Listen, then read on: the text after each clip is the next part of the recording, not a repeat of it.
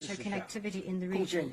We trust that with your strong support, the Belt and Road cooperation will make a greater contribution to ASEAN and the world. Next, let's warmly welcome His Excellency Imran Khan, the Prime Minister of Pakistan.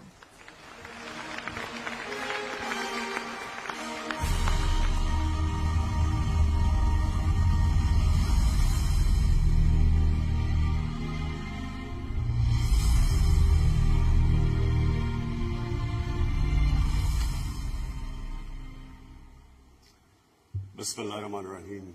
Iyyaka na'budu wa iyyaka nasta'in. Excellency, President Xi Jinping, esteemed world leaders, distinguished participants, ladies and gentlemen. It is my privilege to speak at the second Belt and Road Forum for International Cooperation.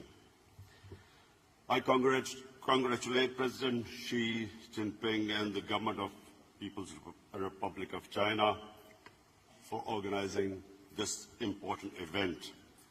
As the Belt and Road transforms from vision into reality, this gathering of partners and friends affords a useful platform for taking stock and setting the agenda. In a world of geopolitical uncertainty, of rising inequality and barriers to trade, the BRI offers a model of collaboration, partnership, connectivity, and shared prosperity. Ladies and gentlemen, BRI marks a new and distinct phase in the onward march of nations of the world along the path of globalization. The presence of so many world leaders today is a proof that we choose hope over despair and cooperation over confrontation. 122 states and 49 international organizations have signed on to the BRI's vision, and this is a historic and a monumental development.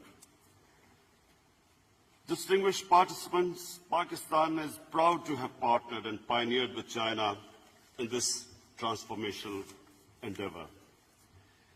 We have been among BRI's earliest and most enthusiastic proponents. The China-Pakistan Economic Corridor, one of BRI's major components and one of its earliest manifestations, has made substantial progress. Pakistan's energy supplies have increased massively. Our critical infrastructure gaps are being plugged. Gwadar, once a small fishing village, is transforming rapidly into a commercial hub. The Gwadar airport will be the largest in our country. Together, Pakistan and China are entering the next phase of CPEC, with greater emphasis on socio-economic uplift, poverty alleviation, agricultural cooperation, and industrial development. We are expanding the frontiers of knowledge through closer engagement and deeper cooperation in fields of education, innovation, and technology.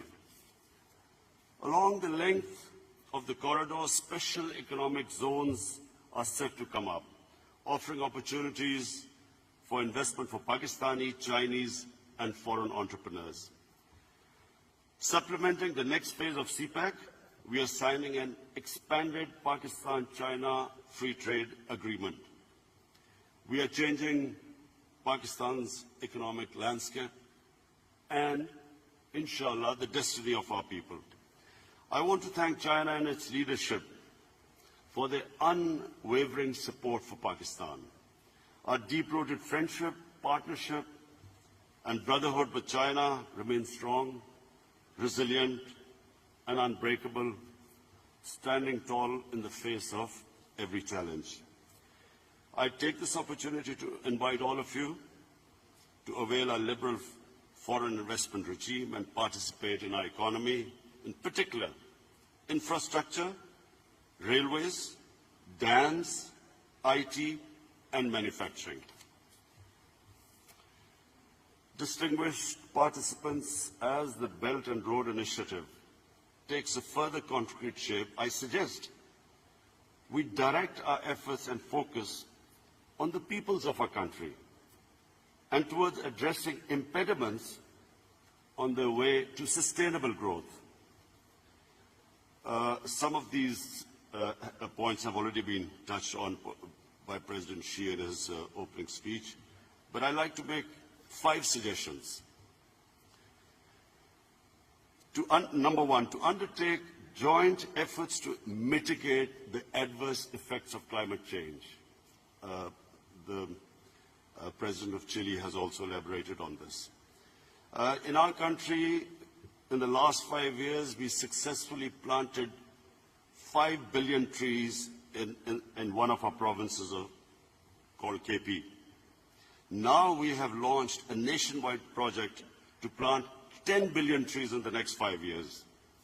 My suggestion to this forum is that there should be some joint project, an ambitious project of planting trees so that we can mitigate the effects of climate change on our coming generations.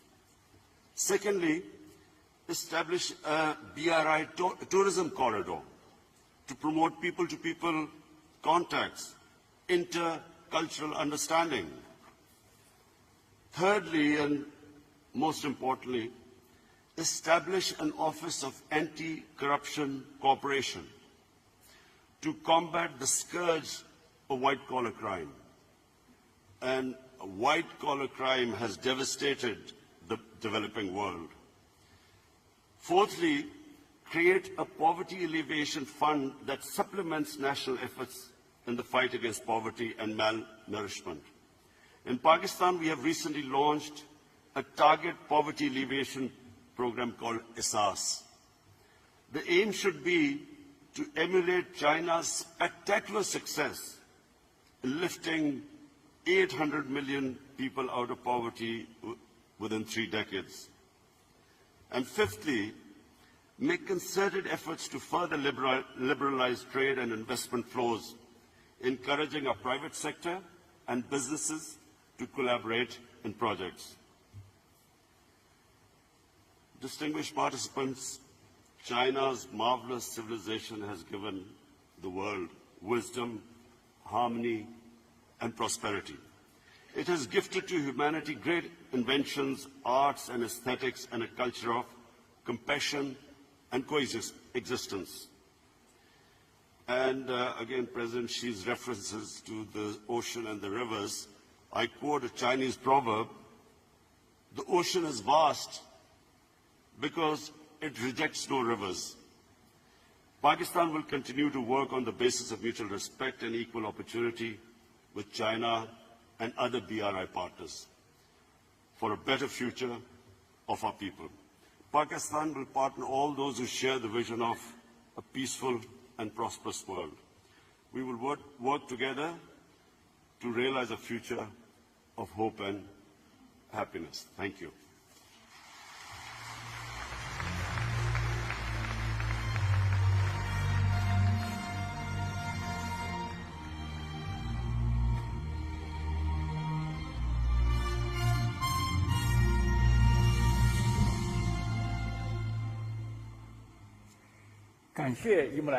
Thank you, Prime Minister Imran Khan, for your speech.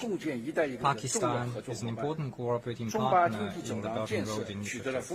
The CPEC has reaped fruitful results, and it promoted economic and social development in the country, play an exemplary role in international Belt and Road cooperation.